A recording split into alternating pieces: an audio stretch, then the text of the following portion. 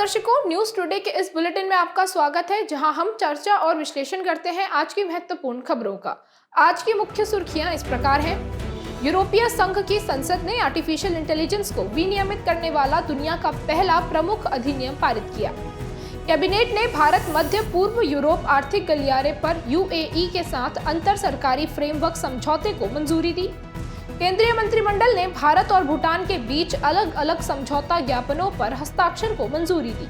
उत्तराखंड में समान नागरिक संहिता से संबंधित विधेयक को राष्ट्रपति की मंजूरी मिली। नीति आयोग ने एमएसएमई से निर्यात संवर्धन शीर्षक से रिपोर्ट जारी की। अंतर्राष्ट्रीय ऊर्जा एजेंसी ने वार्षिक ग्लोबल मीथेन ट्रैकर 2024 जारी किया।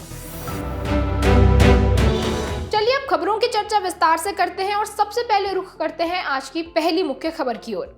यूरोपीय संघ की संसद ने आर्टिफिशियल इंटेलिजेंस को विनियमित करने वाला दुनिया का पहला प्रमुख अधिनियम पारित किया। यूरोपीय संघ के एआई अधिनियम के उद्देश्य हैं नवाचार को बढ़ावा देना, उच्च जोखिम वाले एआई से मौलिक अधिकार, लोकतंत्र, कानून का शासन और पर्यावरणीय सततता को सुरक्षित करना। ईयू एआई अधिनियम के मुख्य प्रावधानों पर एक नजर डालते हैं। ईयू एआई अधिनियम में एआई जोखिम के 4 स्तरों का उल्लेख किया गया है। इनमें से पहला है अस्वीकार्य जोखिम। ये एआई से उत्पन्न होने वाले ऐसे जोखिम हैं जिन पर प्रतिबंध लगाने की जरूरत है, जैसे कि यूरोपीय संघ के मौलिक अधिकारों का उल्लंघन। दूसरा है उच्च जोखिम। ये ऐसे जोखिम हैं जिनके संबंध में कानून के पालन का आकलन और निगरानी की आवश्यकता है। इसके तहत स्वास्थ्य, सुरक्षा, मौलिक अधिकार आदि पर प्रभाव शामिल है। तीसरा है विशेषीकृत पारदर्शिता संबंधी जोखिम। ऐसे जोखिमों के बारे में जानकारी देना और पारदर्शिता बनाए रखना अनिवार्य है। इन जोखिमों में हेरफेर करना, छंबरूपण करना या इम्पर्सोनेशन आदि शामिल है। चौथा है न्यूनतम जोखिम। ऐसे जोखिमों के लिए कोई विशेष नियम बनाने की जरूरत नहीं है। इसमें एआई सिस्टम से जुड़े सामान्य जोखिम शामिल है, जैसे स्पैम फिल्टर। व्यवस्थागत जोखिमों से युक्त सामान्य उद्देश्य वाले एआई मॉडल्स के लिए ये अनिवार्य है कि वे जोखिमों का आकलन करें और उसे कम करें। साथ ही इनके लिए गंभीर घटनाओं की रिपोर्टिंग करना और अत्याधुनिक प्रौद्योगिकियों की टेस्टिंग करना भी अनिवार्य किया गया है। सार्वजनिक रूप से सुगम्य स्थानों में रियल टाइम रिमोट बायोमेट्रिक पहचान का उपयोग करने पर कुछ अपवादों के साथ प्रतिबंध लगा दिया गया है। रियल टाइम रिमोट बायोमेट्रिक पहचान का एक उदाहरण है सीसीटीवी का उपयोग करके चेहरे की पहचान करना। नस्लीय और लैंगिक पक्षपात से निपटना। पूर्वाग्रह यानी पक्षपात के जोखिम को कम करने के लिए हाई रिस्क सिस्टम्स को सभी क्षेत्रों के पर्याप्त डेटा सेट के साथ प्रशिक्षित किया जाना चाहिए। आर्टिफिशियल इंटेलिजेंस यानी एआई को बढ़ावा देने के लिए भारत द्वारा उठाए गए कदमों की बात करें तो इलेक्ट्रॉनिक्स और सूचना प्रौद्योगिकी मंत्रालय ने एक एडवाइजरी जारी की है। इसमें सभी डिजिटल प्लेटफॉर्म्स को किसी भी अंडर ट्रायल या अविश्वसनीय एआई मॉडल को लेबल करने और ऐसे मॉडल को उपयोग में लाने से पहले सरकार से स्पष्ट पूर्व मंजूरी प्राप्त करने का निर्देश दिया गया है। भारत में एआई के विकास को बढ़ावा देने के लिए भारत एआई मिशन लॉन्च किया गया है। इसके अलावा राष्ट्रीय एआई रणनीति 2018 भी जारी की गई है। इनके अलावा वैश्विक स्तर पर एआई को बढ़ावा देने के लिए कुछ अन्य कदम भी उठाए गए हैं, जैसे कि एआई पर ब्लेचली घोषणा पत्र पर भारत सहित 29 देशों और यूरोपीय संघ ने हस्ताक्षर किए हैं। ग्लोबल पार्टनरशिप ऑन एआई यानी जीपीएआई के नई दिल्ली घोषणा पत्र में सुरक्षित, संरक्षित और विश्वसनीय एआई की दिशा में आगे बढ़ने हेतु जीपीएआई सदस्यों के बीच आम सहमति बनी है। एआई को विनियमित करने के लिए G7 ग्रुप ने हिरोशिमा एआई प्रोसेस जारी किया है। चलिए बढ़ते हैं दूसरी मुख्य खबर की तरफ। कैबिनेट ने भारत मध्य पूर्व यूरोप आर्थिक गलियारे यानी आईएमईसी पर संयुक्त अरब अमीरात के साथ अंतर सरकारी फ्रेमवर्क समझौते यानी आईजीएफए को मंजूरी दी। इस अंतर सरकारी फ्रेमवर्क समझौते के उद्देश्य हैं द्विपक्षीय संबंधों को बढ़ावा देना तथा बंदरगाह, समुद्री व लॉजिस्टिक्स क्षेत्रों में भारत एवं संयुक्त अरब अमीरात के बीच संबंधों को और मजबूत करना। इसमें आईएमईसी के विकास के लिए भविष्य में संयुक्त निवेश और सहयोग की संभावनाओं की तलाश करना भी शामिल है। सबसे पहले समझते हैं भारत मध्य पूर्व यूरोप आर्थिक गलियारे के बारे में। ये एक प्रस्तावित ट्रांजिट नेटवर्क है। इसका उद्देश्य एशिया, यूरोप और मध्य पूर्व का एकीकरण करना है। आईएमईसी में रेल मार्ग, जहाज, रेल, पारगमन नेटवर्क तथा सड़क परिवहन मार्ग व नेटवर्क शामिल होंगे। IMEC की स्थापना के लिए नई दिल्ली में आयोजित G20 शिखर सम्मेलन में एक समझौता ज्ञापन पर हस्ताक्षर किए गए थे। इस समझौता ज्ञापन पर भारत, संयुक्त राज्य अमेरिका, सऊदी अरब, यूरोपीय संघ, संयुक्त अरब अमीरात, फ्रांस, जर्मनी और इटली ने हस्ताक्षर किए थे। चलिए अब बात करते हैं इसके महत्व की। इसमें से पहला है समृद्धि को बढ़ाना। ये ऊर्जा और डिजिटल संचार के बेहतर प्रवाह के माध्यम से संभव हो सकेगा। IMEC के भागीदार देशों की संयुक्त GDP दुनिया की कुल GDP का लगभग 40% है। ये चीन की बेल्ट एंड रोड पहल के लिए एक प्रति संतुलनकारी या जवाबी विकल्प भी है। साथ ही ये वैश्विक आपूर्ति श्रृंखला को और अधिक लचीला बनाएगा और ये भारत और यूरोप के बीच व्यापार को गति देने तथा भारत और अरब देशों के बीच रणनीतिक संबंध को बेहतर करने में भी मदद करेगा। आखिर में IMEC के समक्ष चुनौतियों पर भी एक नजर डालते हैं। इस क्षेत्र की भू राजनीति अत्यधिक जटिल है। वर्तमान में इजराइल हमास संघर्ष इसका एक उदाहरण है। इसके अलावा वित्तीय लागत के संबंध में भागीदार देशों में प्रतिबद्धता की कमी भी देखी गई है।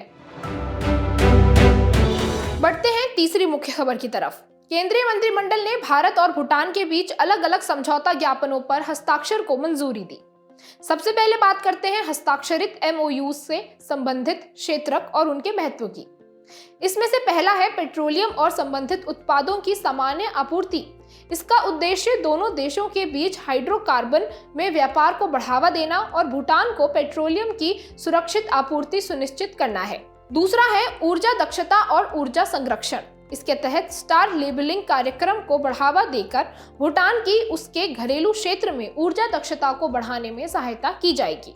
खाद्य सुरक्षा, नियमों के पालन की लागत को कम करके ईज ऑफ डूइंग बिजनेस को बढ़ावा दिया जाएगा। खबर की बेहतर समझ के लिए चलिए अब भारत और भूटान के संबंधों के बारे में विस्तार से चर्चा करते हैं। दोनों देशों के बीच संबंधों का मूल फ्रेमवर्क 1949 में हस्ताक्षरित मैत्री और सहयोग संधि पर आधारित है। इस संधि को साल 2007 में नवीनीकृत किया गया था। व्यापार की बात करें तो साल 2021-22 के दौरान दोनों देशों के बीच द्विपक्षीय व्यापार 1.42 अरब डॉलर था। ये भूटान के कुल व्यापार का 80% है। भूटान सबसे अधिक आयात भारत से करता है तथा सबसे अधिक निर्यात भी भारत को ही करता है। साल 2016 के व्यापार, वाणिज्य और पारगमन समझौते के तहत एक मुक्त व्यापार व्यवस्था की स्थापना की गई है। ये व्यवस्था अन्य देशों से भूटान को या भूटान से अन्य देशों को वस्तुओं की शुल्क मुक्त आवाजाही की सुविधा देती है। विकास की दृष्टि से देखें तो भारत भूटान के छात्रों को छात्रवृत्ति भी दे रहा है। साथ ही भूटान के लोगों के लिए कौशल विकास पहल शुरू की गई है तथा स्वास्थ्य, कृषि आदि क्षेत्रों में सहायता भी दी जा रही है। अगला है जल विद्युत। भारत ने भूटान में 4 प्रमुख जल विद्युत परियोजनाओं का निर्माण किया है। साथ ही सहयोग के नए क्षेत्र भी शुरू किए जा रहे हैं, जैसे कि भूटान में रुपे और BHIM भीम ऐप लॉन्च किए जा चुके हैं और इसरो ने भी दोनों देशों के संयुक्त उपग्रह इंडिया भूटान सेट को लॉन्च किया है।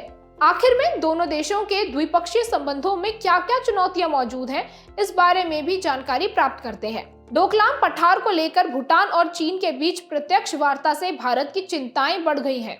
साथ ही भूटान में परियोजनाओं के पूरा होने में भारत की ओर से देरी की वजह से भूटान में भी चिंताएं बढ़ी हैं।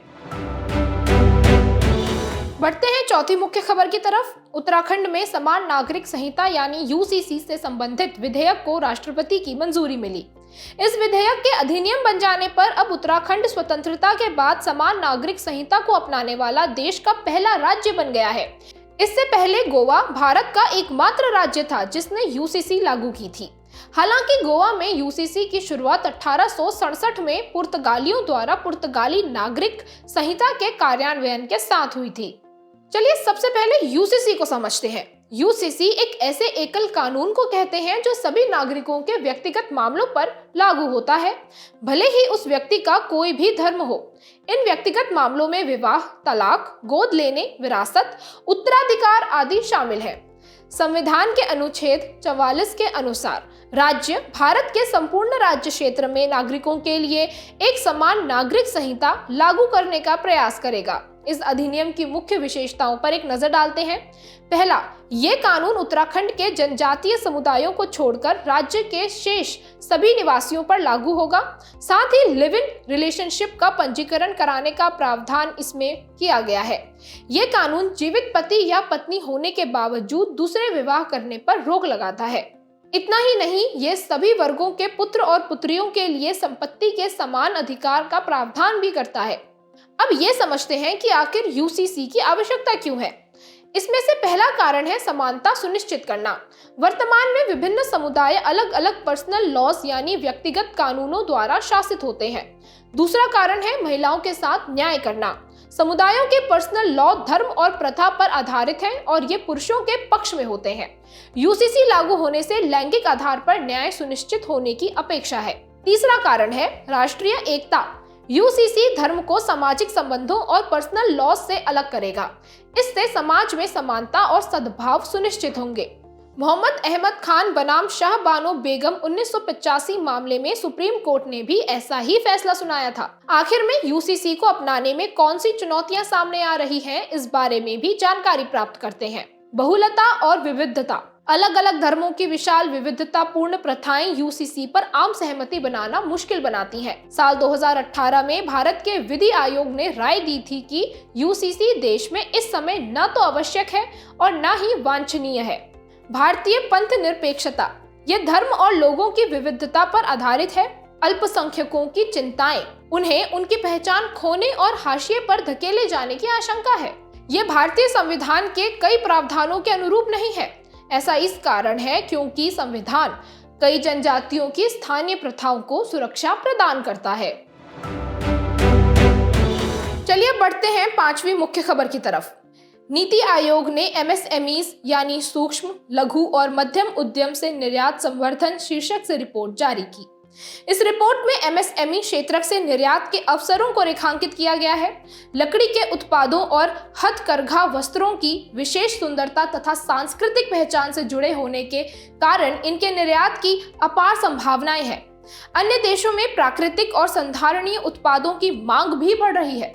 एमएसएमई क्षेत्र से निर्यात बढ़ाने में कुछ चुनौतियां भी मौजूद हैं, जैसे कि वित्त तक सीमित पहुंच। एमएसएमईज को वाणिज्यिक बैंकों से अपनी जरूरत का केवल 16% ऋण ही मिल पाता है। कार्यशील पूंजी के लिए वित्तीय संसाधन मिलना मुश्किल हो जाता है। सीमित बाजार पहुंच। ये विश्व के बाजारों में अपने उत्पादों को निर्यात नहीं कर पाते हैं। कई बार इनके उत्पादों को अंतर्राष्ट्रीय गुणवत्ता मानकों पर खरा नहीं उतरने के कारण खारिज भी कर दिया जाता है। इनके अलावा व्यावसायिक माहौल से संबंधित कुछ चुनौतियां भी मौजूद हैं, जैसे कि इन्हें कई प्रकार के विनियामक नियमों का पालन करना पड़ता है, कस्टम क्लियरेंस में देरी होती है और उत्पादों के लिए विश्वसनीय और अंतर्राष्ट्रीय स्तर पर मान्यता प्राप्त टेस्टिंग लैब्स की कमी है। इसके अलावा वस्तुओं के निर्यात पर कर लगाने की प्रक्रिया भी एक अन्य चुनौती है। इसमें अत्यधिक कागजी कार्रवाई, एक से अधिक सरकारी कार्यालयों से मंजूरी लेने की अनिवार्यता जैसी समस्याएं मौजूद हैं। चलिए बात करते हैं रिपोर्ट में की गई मुख्य सिफारिशों के बारे में। निर्यातकों के लिए वन स्टॉप इंफॉर्मेशन चैनल बनाया जाना चाहिए। यहाँ से निर्यातक निर्यात प्रक्रियाओं और उत्पाद विशेष से संबंधित कानूनों के बारे में पूरी जानकारी प्राप्त कर सकेंगे। निर्यात प्रक्रिया की दक्षता में सुधार और लागत को कम करने के लिए national trade network portal launch किया जाना चाहिए। पहली बार निर्यात करने वालों को सहयोग देकर ई कॉमर्स निर्यात को बढ़ावा भी देना चाहिए। साथ ही वस्तुओं की निर्यात प्रक्रिया को आसान बनाना चाहिए। एमएसएमई क्षेत्र से होने वाले निर्यात का बेहतर आकलन करना चाहिए।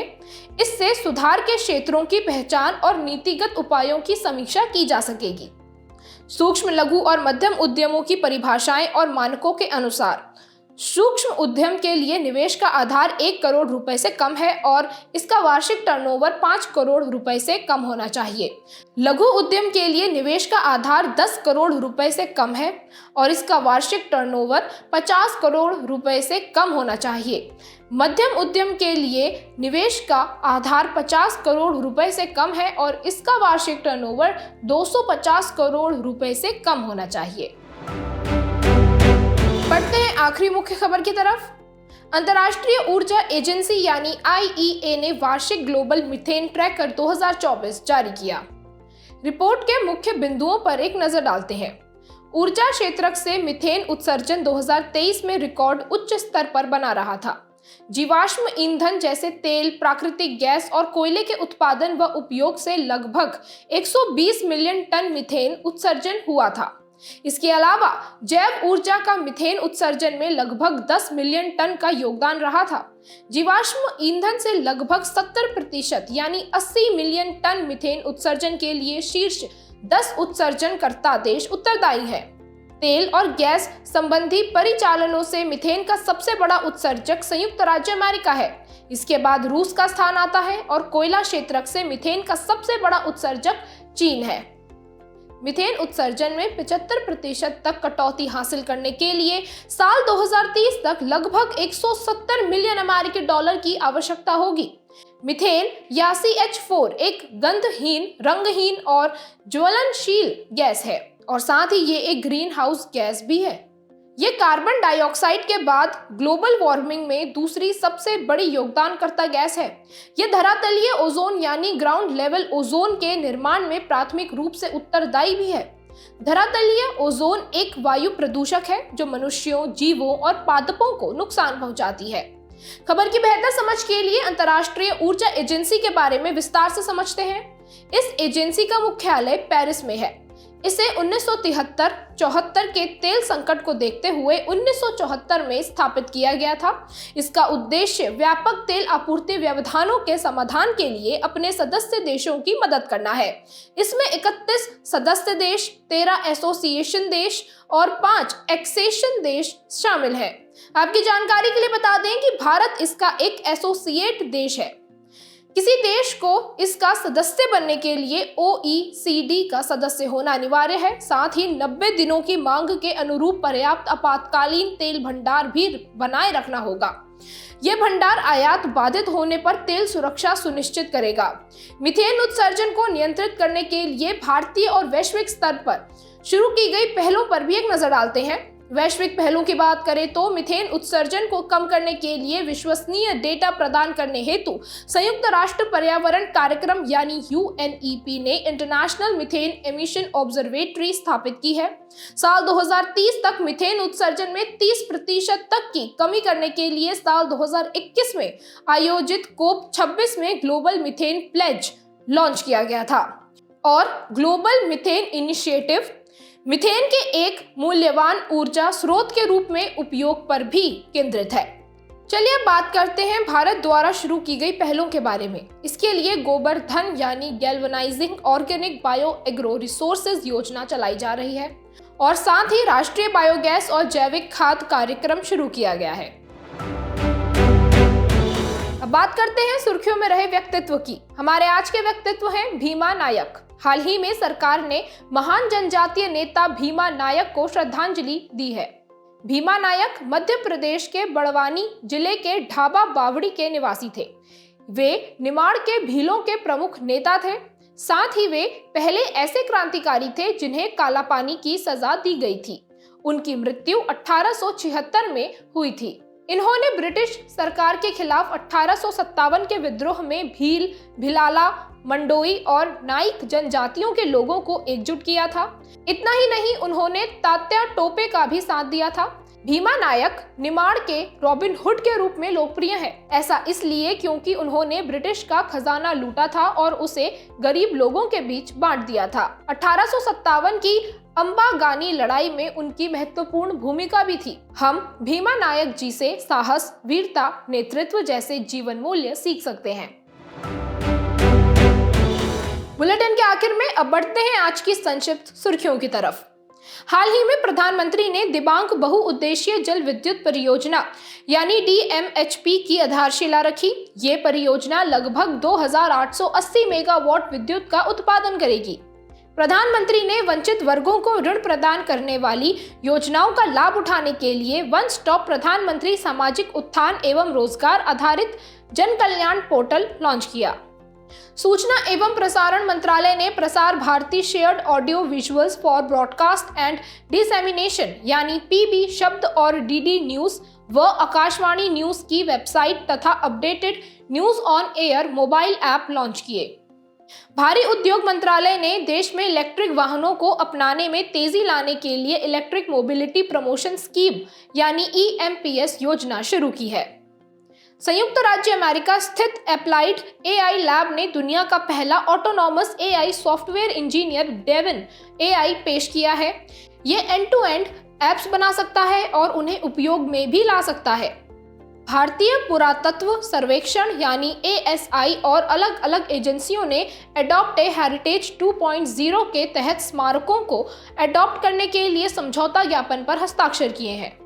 United Nations inter agency group for child mortality estimation यानी UNIGME ने levels and trends in child mortality report 2023 जारी की है। तमिलनाडु के कड़ुवेली वाटरशेड क्षेत्र में एरी यानी टैंक नेटवर्क को world monuments fund watch 2025 programme में नामांकन के लिए प्रस्तावित किया जाएगा। वर्ल्ड मॉन्यूमेंट्स वॉच एक नामांकन आधारित प्रोग्राम है। ये प्रोग्राम स्थानीय विरासत संरक्षण को वैश्विक जागरूकता और कार्रवाई से जोड़ता है। जाने से पहले आपकी समझ की परीक्षा के लिए डालते हैं एक नजर हमारे स्पेशल सेगमेंट प्रश्नोत्तरी पर।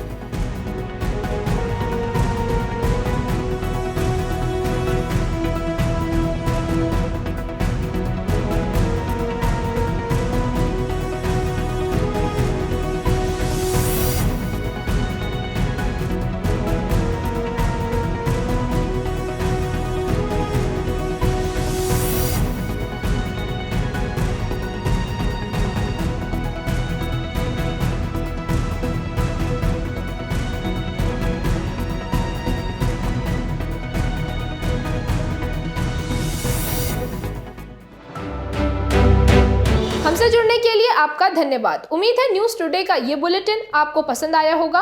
न्यूज़ टुडे की PDF को डाउनलोड करने के लिए और आज के क्विज के उत्तर के लिए डिस्क्रिप्शन में दिए गए लिंक्स पर क्लिक कीजिए।